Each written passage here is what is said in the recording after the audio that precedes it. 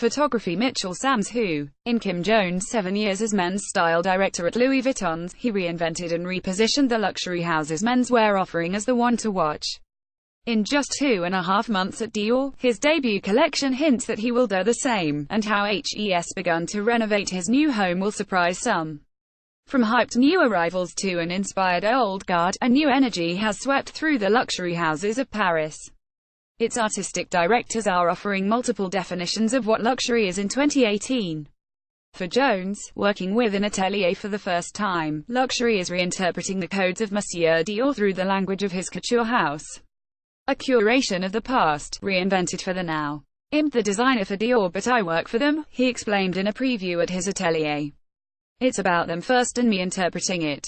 It's inelegant, sophisticated and romantic too, that is what Dior is. For my first Dior show, all the references come from Dior, he added. The process has been centered around what Dior is and where it should go.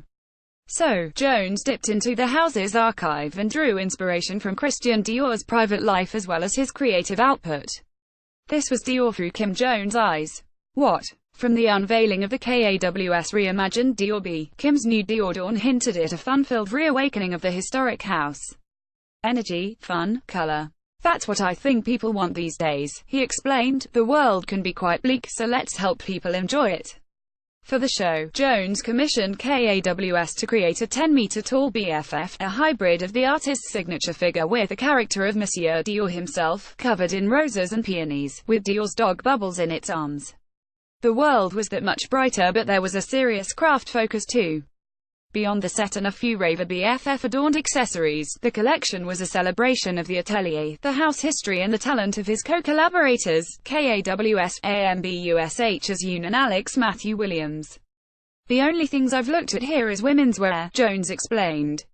This resulted in a translation of a largely feminine couture identity into a luxe-filled masculine wardrobe that was all about softness and subtleness. For example, a slashed cowl was added to the back of shirting to expose the nape of the neck.